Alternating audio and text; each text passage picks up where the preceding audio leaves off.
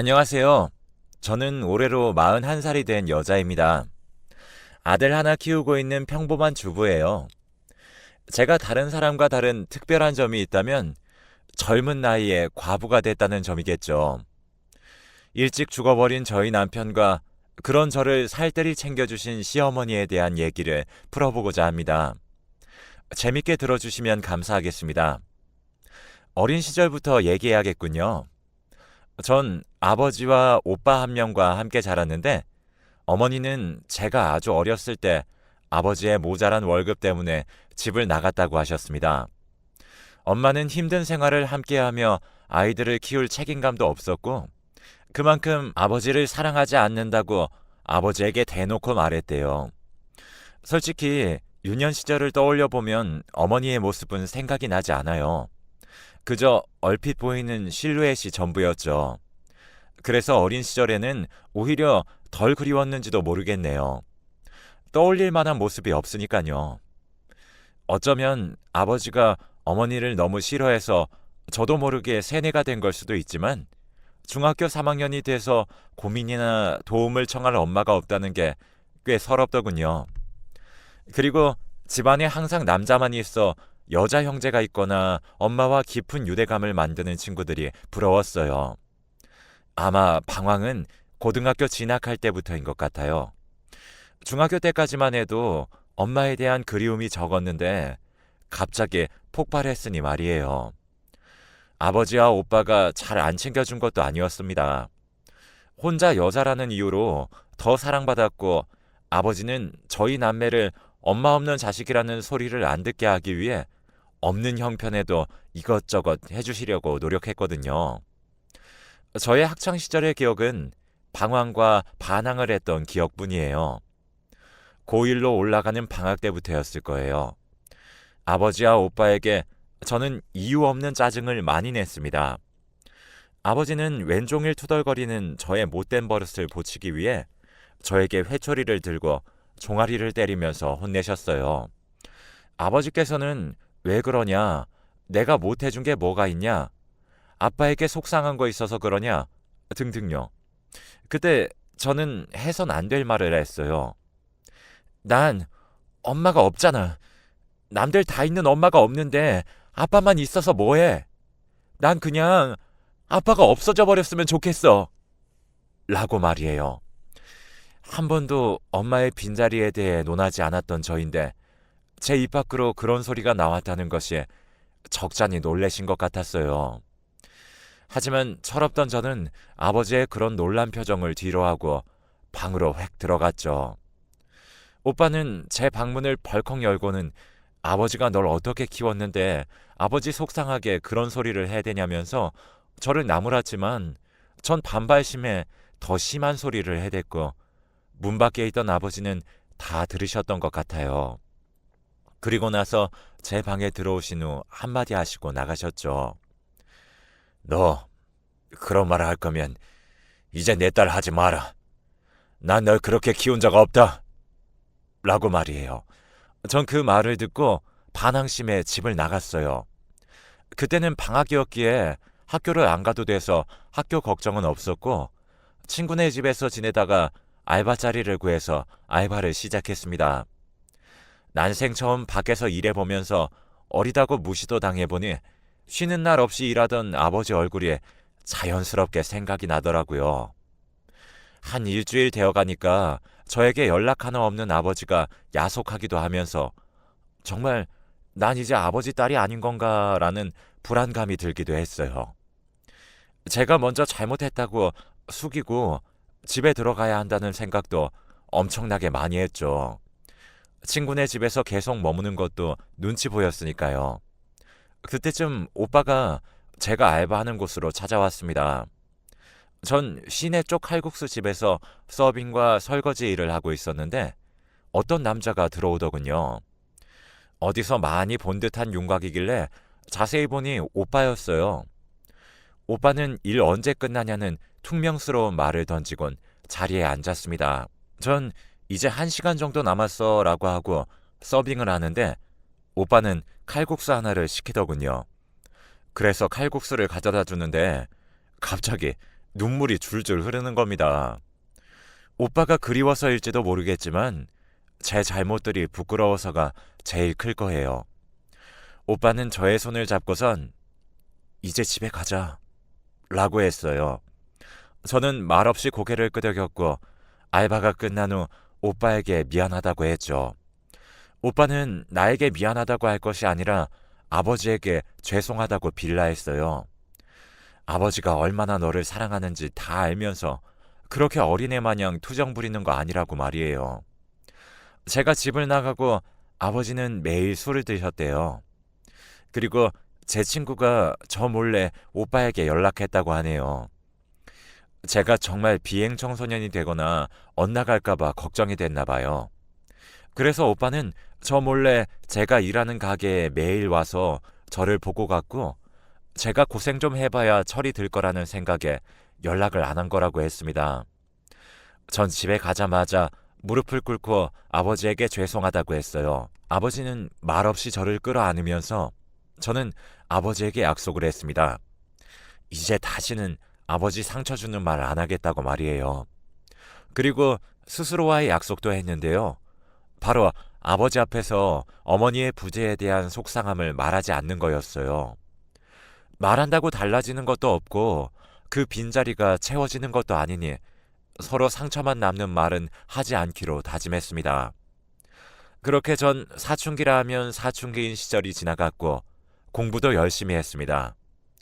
좋은 성적으로 남들이 부러워할 만한 직장에 취직도 했고요. 그리고 직장에서 지금의 남편도 만났습니다. 남편은 그냥 평범한 사람이었는데 성실하고 자기 일 열심히 하고 부모 형제와 화목하게 지내고 사실 그런 평범함을 유지하며 사는 게 제일 힘든 것임을 잘 알기에 더 끌렸는지도 몰라요. 그 사람과 같이 있으면 저 또한 그런 평범함에 물들어 편해질 것 같았거든요. 남편은 항상 중간을 잘 유지하는 사람이었는데 화를 잘 내지도 않고 그렇다고 너무 기뻐서 날뛰지도 않는 그런 중도가 있는 모습이 너무 좋았습니다.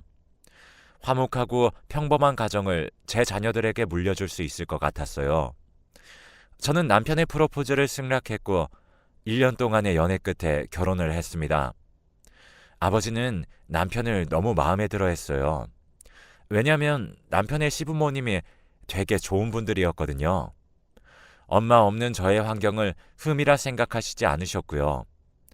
정말 아무렇지 않아 하시면서 한부모 가정이라는 걸 불쌍하게 생각하지도 어렵게 생각하지도 않고 그저 저 자체를 받아주셨어요. 그 모습이 아버지에게 인상적이셨나 봐요. 저도 그런 모습이 좋았습니다. 대부분 한부모 가정을 동정하고 불쌍하게 여기기 마련이니까요. 그리고 가장 좋은 점은 시어머니가 저를 살뜰히 잘 챙겨주셔서 마치 저에게 어머니가 생긴 느낌이었다는 거예요. 다들 고부 갈등이라며 TV나 주변에서 많이들 싸운다는데 전 어머니와 있으면 제 마음이 편안했어요. 남들이 의례적으로 말하는 너를 내 딸로 생각하며 잘해주마 라는 말을 정말 실현해 주셨거든요. 저는 정말 행복했습니다. 결혼 후 아이를 낳고 아이와 남편의 손을 붙잡고 시댁에 가서 함께 지낼 때면 엄마가 없었던 저의 어린 시절이 보상받는 느낌이었습니다. 나도 이렇게 평범하고 완벽한 가정에 속할 수 있구나라는 생각도 들었고요. 남편은 가정에 충실한 사람이기에 저랑 싸우는 일도 없었어요. 하지만 저의 이런 행복한 생활은 결혼 5년 차에 끝나버리고 맙니다. 저의 친엄마가 등장하면서요. 제가 아이를 어린이집에서 데려오려고 어린이집 입구에서 기다리고 있는 상황이었는데 어떤 아주머니가 저를 저 멀리서 힐끗거리는 느낌이 들었고 저는 이상한 사람인가 싶은 마음에 얼른 아이를 데리고 가야겠다고 마음을 먹었어요. 그렇게 아이가 나오고 나서 아이 손을 잡고 가는데 그 아주머니가 제 이름을 부르는 것입니다. 너 혹시 김민지 맞니? 하고요. 저는 누구신데 제 이름을 아세요? 아까부터 계속 쳐다보시는 것 같던데 라고 했습니다. 아주머니는 눈물을 훔치시며 잠깐 커피 한 잔 가능하냐고 물어보더라고요. 분위기상 혹시 친엄마가 아닐까라는 생각이 들었고 저는 아이를 시어머니께 맡기고 오겠다고 했죠. 어린이집과 시댁 그리고 저희 집이 모두 가까운 곳에 붙어 있었거든요. 저는 일단 그분께 아파트 단지 근처에 있는 커피숍에 먼저 가 계시라고 했습니다. 그리고 시어머니께 잠시 만나고 오겠다고 아이 좀 맡아달라고 했습니다. 어머니는 걱정스러운 눈빛으로 혹시 친엄마가 아니냐고 말씀하시더라고요. 그래서 제가 에이 설마요. 저희 친엄마는 저 버렸다고 했어요. 하고 말았습니다. 하지만 어머니 촉이 맞았어요. 그분은 제 친어머니였습니다.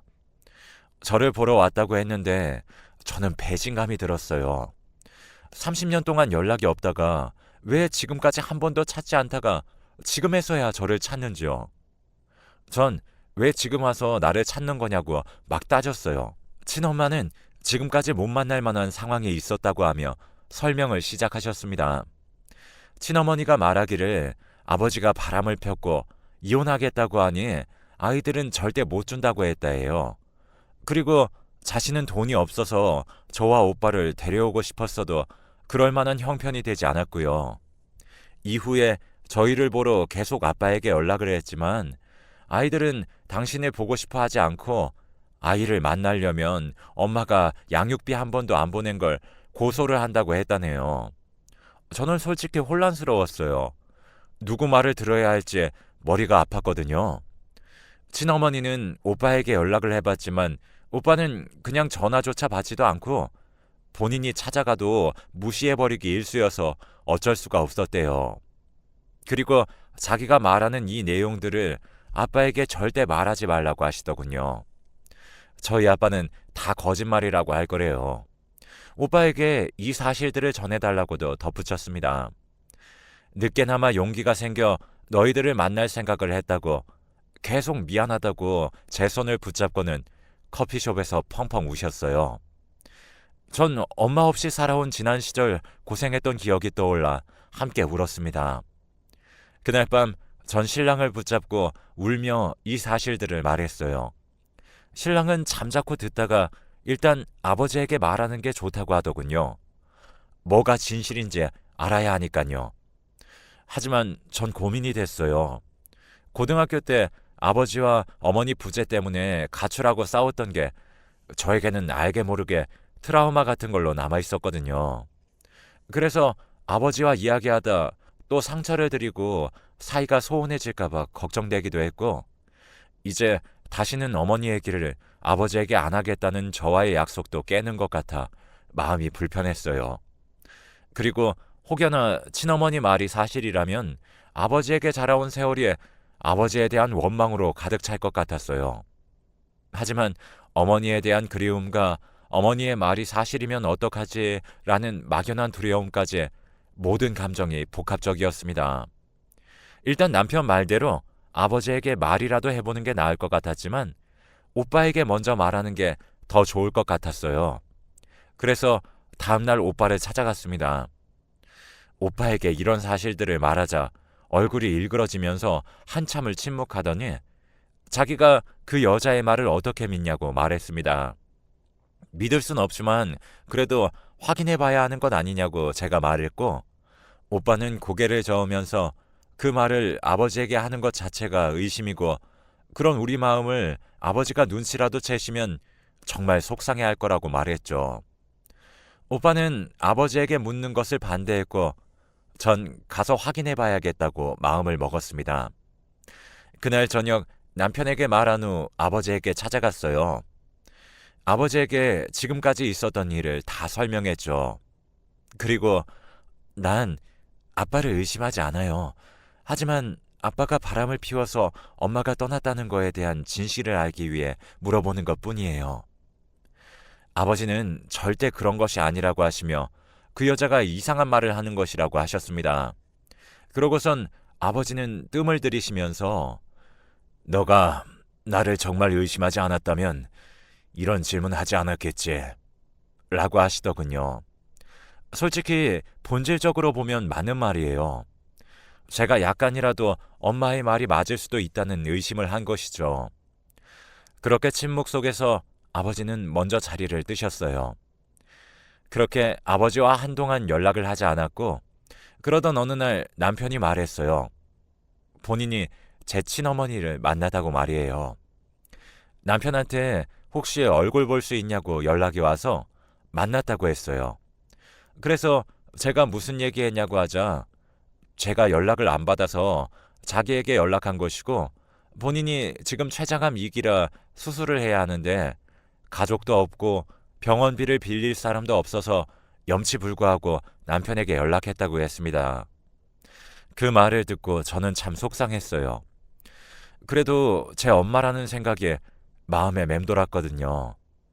남편은 그래도 친어머니니까 돈을 드리자고 했어요.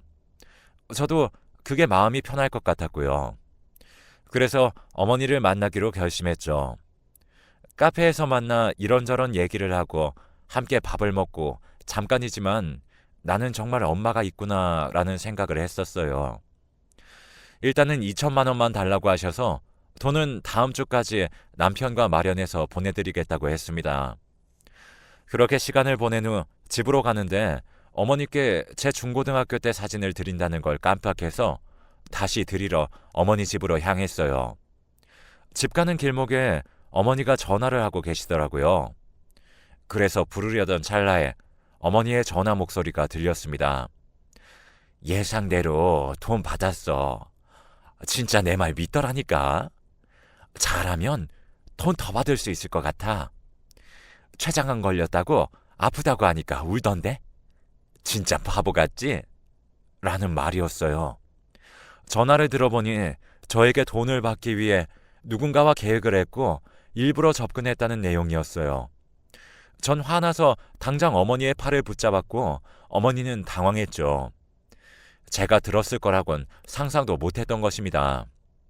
하지만 더 대박인 것은 오히려 뻔뻔하게 나왔다는 거예요. 돈을 안 주면 남편 회사랑 제 아들 어린이집까지 다 아니까 깽판을 치겠다고 협박을 하는 겁니다.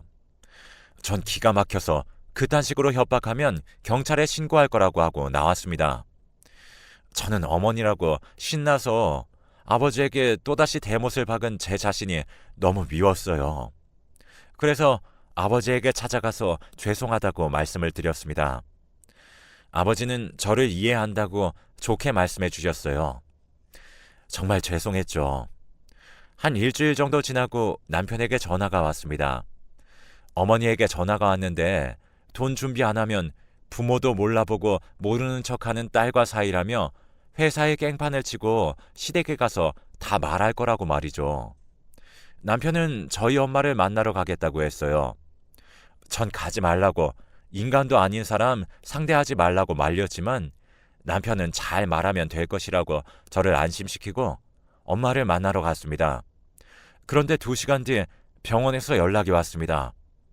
남편이 교통사고가 나서 긴급 수술을 해야 한다고 말이죠. 저희 엄마를 만나러 간 사람이 왜 병실에 누워있고 어쩌다 교통사고가 난 건지 알기 위해 엄마에게 전화를 했습니다. 엄마는 연신 미안하다고 하더라고요. 어찌된 영문인지 물어보니 길거리에서 엄마는 돈을 안 주면 차도로 뛰어들 거라고 그랬고 그걸 남편이 막다가 사고가 난 것이더라고요. 전 그때 엄마를 죽이고 싶었습니다. 지금까지 잘 살다가 왜 갑자기 나타나 저러는지도 이해가 안 갔고 그가 돈 때문에 제가 사랑하는 사람인 남편이 다친 것도 너무나 화가 났습니다. 병원에 가니 시어머니는 미리 와 계셨고 엄마에게는 이제 내 눈앞에 나타나지 말라고 했습니다. 엄마도 미안했는지 알겠다고 하고 그 이후로부터는 연락이 없으시네요. 저희 남편은 장기 손상으로 이틀 동안 대수술을 하였지만 끝내 살아 돌아오지 못했습니다.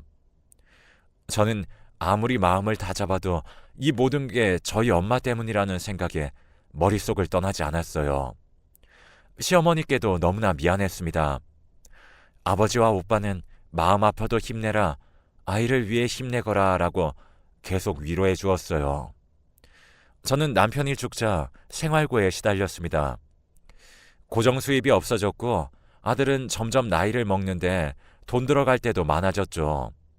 그래서 남편의 사망보험금으로 작게나마 장사를 시작해야겠다 생각했어요. 그러자 시어머니가 도와주시겠다고 하셨고 자기가 옛날에 장사를 해본 적이 있어서 잘 안다고 말이에요.